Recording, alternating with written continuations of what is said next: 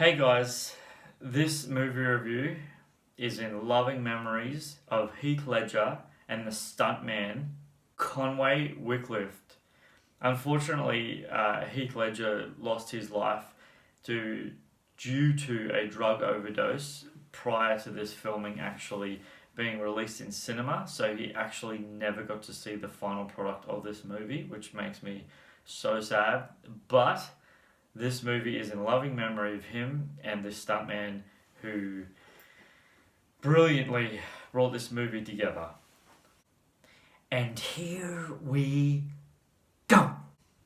Hey guys, welcome to my incredibly 11-year delay 11-year delay on one of the most greatest movies, comic book movies, in my personal opinion, in the history of cinema. This movie literally set the benchmark for comic book movies. Oh my gosh, I have wanted to bring you this movie review for such a long time, but I wanted to do it absolutely perfect because this is, in my opinion, one of the greatest Batman comic book movies in the history of film. Now, as you can see, I'm going to turn around in a sec and show you the back. I actually got this shirt made specifically because this is how much I love Heath Ledger as the Joker in this film. This film blew my mind. Guys, this film came out in 2008. It was rated M and it goes for 2 hours and 32 minutes long. It is a crime drama thriller. And it's the director of this film is one of the, I don't want to say the greatest, I'm not going to say the greatest, but one of the greatest filmmakers in the history of cinema today, and that is Christopher Nolan. And the cast of this movie is Batman himself, Christian Bale, Heath Ledger as the Joker, Aaron Eckhart as Harvey Dent, the brilliant Michael Caine as Alfred, Maggie Gyllenhaal as Rachel. Now, what I want to say before I go on with this movie review, guys, was something really interesting that I found mind-blowing is Batman Begins was actually the first movie. Now, I actually didn't even realize it was a Batman remake. I had no idea that it was a Batman remake until I saw it in cinema. I'm like, oh, this is Batman all over again. Like, this is coming from a new director. I didn't realize. But what I also didn't realize is the first person who played Rachel in this movie was Tom Cruise's ex-wife, Katie Holmes. Now, she's the one who originally played Rachel in Batman Begins, and this is a fun fact. This is a really interesting fact about The Dark Knight. Rachel, Christopher Nolan actually said that she was the weakest part of that movie. Honestly, that was literally that was their criticism. She was the weakest part of that movie, and then they got Maggie Gyllenhaal to play Rachel. And when I saw The Dark Knight, I thought that the acting of Maggie Gyllenhaal as Rachel was so seamless, I didn't even realize it was another actor. Like, I just didn't realize at all. One of the things that I've always, besides The Dark Knight Rises, I have always found it so difficult to not watch Batman Begins and then The Dark Knight right after one another, but because to me it is so seamless. To me, they are one continuous movie. I've always seen them that way. But The Dark Knight is literally one of the greatest movies in the history of cinema. In my personal opinion, The Dark Knight is in my top 5 all-time favorite movies ever. To this day, ever. I literally make it my personal aim game every single year to watch The Dark Knight at least once a year because that honestly is how good it is to me. I just want to also say that another two characters in this, The Dark Knight, is Gary Oldman, who plays Jim Gordon, and also the brilliantly talented, mind-blowingly talented, one of the greatest actors on the planet, Morgan Freeman, and he plays Lucius Fox. Now, I want to tell you something about Lucius Fox before I keep going on to this movie review, guys. Lucius Fox, there's a scene in this movie, and I'll tell you later on in this movie review, but there's a scene in this movie about, and I'm going to say the word sonar, and it has to do with the way he and Batman, their dialogue together, their chemistry in this one scene. Every time without fail that I see that scene, the way that Morgan Freeman comes across with his lines, every time I see it, without fail, it is so impeccable, to the point that I'm actually still shocked to this day that Morgan Freeman didn't win an Oscar for this movie. That really surprised me, because he was so good in this movie. Guys, if you've seen The Dark Knight, you will know that the atmosphere of the music to the movie completely sets the stage straight off the bat. You know, you see the logo coming out of the mist, out of the fog, out of the smoke, and then, you know, it enters the Joker.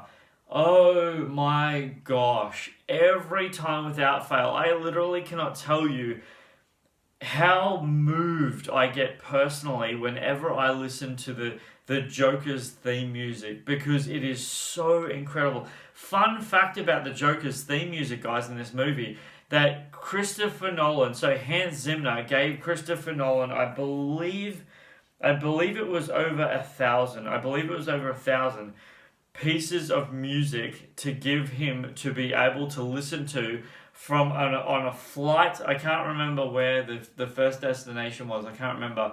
It was a really, really, really long flight. I can't remember, but from somewhere to LA or New York or something like that.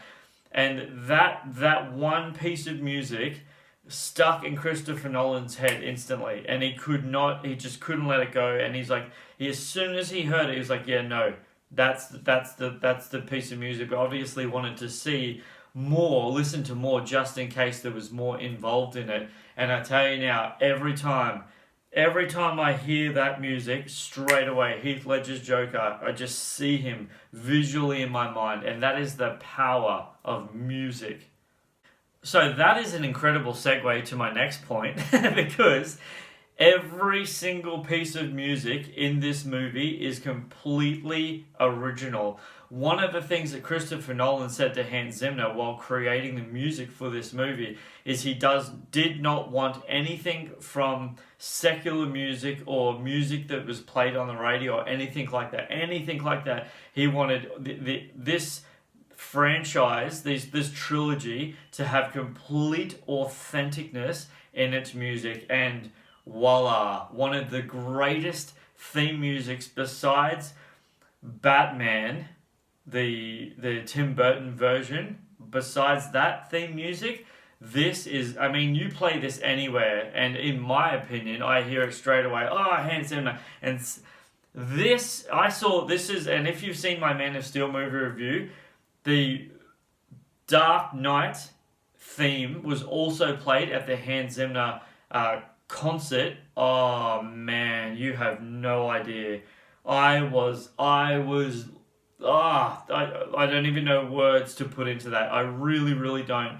But man, I was just zoned. I didn't want it to end. I really didn't. And it was just so powerful listening to the live people who actually made it right in front of me. And it was incredible. So if you know anything about Christopher Nolan's movies, he is a really, really big believer in practical effects. Christopher Nolan doesn't like using CGI if he doesn't need to. This movie is so full of practical effects, and I mean completely practical effects, that even when they did need to use green screen, it was really, really minimal. There's a scene right at the end of the movie. I'm not going to give any spoilers away because there are possibly people that are watching this movie that haven't seen it. And if you haven't, go watch it now. But there's scenes in this movie that take place in an abandoned building, and there are stunt guys that are on wires and they needed to fall off. And when you actually watch the movie, that you actually see it from the helicopter's perspective, and there's no padding on the walls on the outside of the building. That's because they deleted them in the post-production.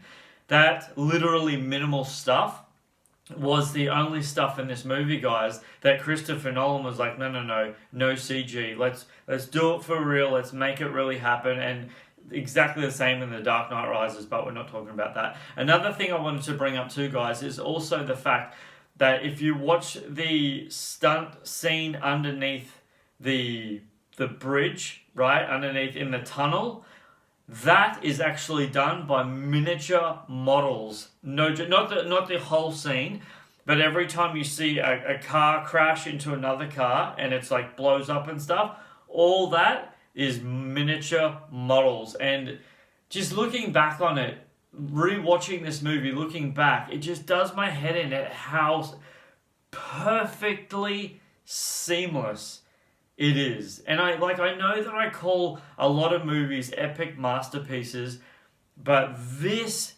movie stood the test of time when it came to comic book movies. Christopher Nolan set a brand new benchmark, and still watching it to this day, in my opinion, if you've watched me for several times, guys, my biggest thing in movies is rewatchability. Rewatchability for me, guys, is a really, really big deal. And The Dark Knight is perfection in rewatchability. I've watched that movie since 2008. I've watched it several times in the years that it's been out because it's that good. So this is just a personal opinion, guys. Totally personal opinion. Okay, you might have, because of the era that this came out and, you know, where I was at in life and just stuff like that, guys. My personal opinion is Christian Bale as Batman was the perfection of Bruce Wayne. Christian Bale, to me, played the best Bruce Wayne in this movie out of all the movies, in my personal opinion. Don't get me wrong, I love Ben Affleck, but in my opinion, Ben Affleck is Batman. That's my opinion. I honestly stand by that. I really believe that. Every time I watch this movie, don't get me wrong, I loved him as being Batman, but he just owned it. He really, really owned it as being Bruce Wayne. I mean, to this day, rewatching it just blows my mind at how authentic and how real and how just grounded he was in that role, especially his chemistry with Alfred. I mean, come on. What in the world? It was so incredible. It blew my mind. To this day, I rewatch it and I just see him and it's like that. If Bruce Wayne was a real life person, that to me is what Bruce Wayne looks like. So I want to go back a bit to what I said about the music to this this movie, guys.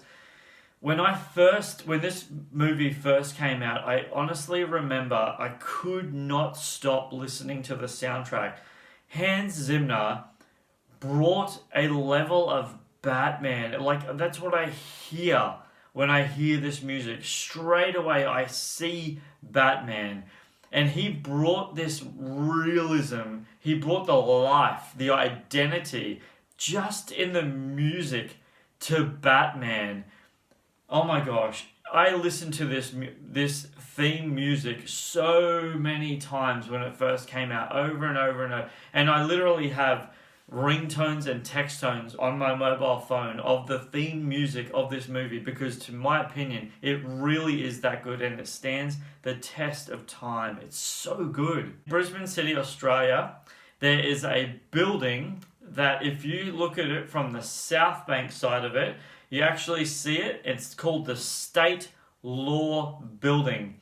And it literally looks like Gotham City. And I mean, honestly, it looks like it was plucked straight from the Dark Knight. Every time I have ever been in the city, I always look up and the Dark Knight comes to me. And yes, I want to rewatch it every time without fail. As I said, guys, impeccable rewatchability. So here's a bit of incredible trivia for you guys. Next time you rewatch this movie, at the 1 hour and 24 minutes, okay, Heath Ledger actually improvised the clap. Literally, he started clapping along to the what was happening in front of him, and Christopher Nolan, they kind of panicked, like, that's not what he was supposed to do. And Christopher Nolan said, keep rolling, and that stayed in the movie because they were so impressed for it. Guys, that is how good Heath Ledger was in this movie. I'm going to talk about him for a second now before I keep going on to the rest of this, guys. Heath Ledger as the Joker. I remember watching this, and I only knew Heath Ledger from 10 Things I Hate About You. And then I saw this movie, and I still to this day watching it, I literally visually can't hear or see Heath Ledger. All I see is the Joker. That's all I see, literally. Heath Ledger is, in my opinion, this is just my opinion, guys. I know that there's been incredible. Jack Nicholson was a wonderful Joker for his time. Jared Leto was a great Joker for the Suicide Squad. But Heath Ledger, in my opinion, is and will always be the Joker. He nailed, like, when you think, and I've had this conversation with so many people over the years, guys, when you talk about the Dark Knight, anytime you ever talk about the Dark Knight, instantly the next thing in the conversation is, man, how good was Heath Ledger? Truly, he was the Joker. He owned the role. He submerged himself into the role so powerfully. This is, as I said, rewatchability because of Heath Ledger as the Joker. He literally put himself in this hotel room for like months on end to really get in the brain mentality of what he wanted the Joker to be, the voice, everything about it, and he even did his own makeup. That's why it looks so convincing, because it wasn't, sit in a makeup chair and we'll do this. Heath Ledger said, I want to apply my own makeup, I want to own this role, it's going to be mine. And here you are, one of the greatest, in my personal opinion, greatest movies ever done in the history of film. Heath Ledger, I know you'll never see this, unfortunately, because you passed away, but thank you for being the Joker. Wow. So before I go on, I just want to say one last thing about the Joker. Every single time you see the Joker in this film, guys, every time without fail, every time he is in this, every time you see him on scene, he works it so well, so powerfully, so realistic that you just want more. You don't want him to even leave the scene because he just owned it that well. The Joker in this movie is the absolute, the focal point of this movie. Every time he's on, you just get, more. It just so incredibly powerful, so good. So here's a bit of interesting trivia for you guys, that Christopher Nolan is actually red-green colorblind. Fun fact. So if you actually watch any of his movies, you'll actually see an incredibly limited amount of those colors in his movies, because you can't see them anyway. So what's the point of putting them in there? I was rewatching The Dark Knight, and I saw, the Joker's makeup and a little bit on the truck and here and there. But other than that, guys, there is little to none at all of those colours in this movie, which is crazy. But yeah, poor Christopher Nolan, hey. So if you're wondering why, guys, that this movie got an M rating, seeing how full on it was and seeing how visually like whoa it was. It actually got that rating because there's no blood in this movie at all, and that is a big deal with the studios, and the biggest part about it that makes them give the ratings that they give because of the fact that it had no blood in it at all, which is just, for a movie of this action packed, for a movie this full on, rewatching that and just seeing how incredibly intense and full on it was, action packed with no blood, that just comes to show Hollywood that it can be done. And thank you, Christopher Nolan. So I'm not going to give a spoiler. This isn't going to be a spoiler, okay, guys? But I need to tell you this. One of the things that I absolutely loved with all my heart about this movie that blew my mind is in the storyline of this movie, they actually create a villain. I'm not going to give it away because there might be people who have watched this that have no idea what I'm talking about. But when you see it, I remember watching this in cinema and being beside myself at what I just witnessed. Someone who you do not see coming, who you do not think at all in any way, shape, or form. They're gonna be the hero. Oh man, it is so powerful to see that person being completely transformed into something completely different. And I just remember watching that. Every time I see it, I think to myself, that is perfection filmmaking right there. Alright, so I'm going to talk to you about a scene. Wow. Back to what I was saying earlier before, guys, about Batman and his interaction with Lucius Fox, and that, in my personal opinion, award-winning speech, chemistry that they have together, is the fact that you're seeing Batman and he's on the motorbike and Lucius Fox is in the sonar with the screens in front of him, and then all of a sudden the sonar screen, and I'm not giving anything away. When you see, you'll know what I'm talking about. You'll be like, oh, that was incredible. When you really watch it and seeing it on the big screen, I wish I could see it on the big screen again. Is the sonar scrolls down like that, like it's on the buildings and on the and then it scrolls down to the ferries. Oh man, every time I see that, I just think to myself, how did you do that? How did you pull that off? Because that is mind-blowing. Wow. It just... that's one thing I really wanted to say, guys. I'm really glad I remembered that. There is actually really, really laughing out loud moments in this film. And I genuinely mean that. Parts that you don't even think would be funny are so funny. Not even to do with the Joker himself. Even Batman and Alfred have chemistry and they have stuff together in lines that you literally just laugh so hard. Wow, I could not believe how many times I've laughed, especially it was a big dog. Every time without fail. Every time, I promise you. Every time I've seen that scene, I laugh so hard. It was a big dog. Just the way Christian Bale says it, I laugh every time. So guys, this movie made more money than Batman Begins in 2005. Entire domestic run in only 6 days. Get your head around that. That is really how impeccably brilliant masterpiece movie this is. This is the reason, and I'm gonna say it. Yeah, I'll say it. So recently I watched an interview with them giving an award to Heath Ledger's parents. Oh, fun fact, Heath Ledger was Australian. Yeah, baby.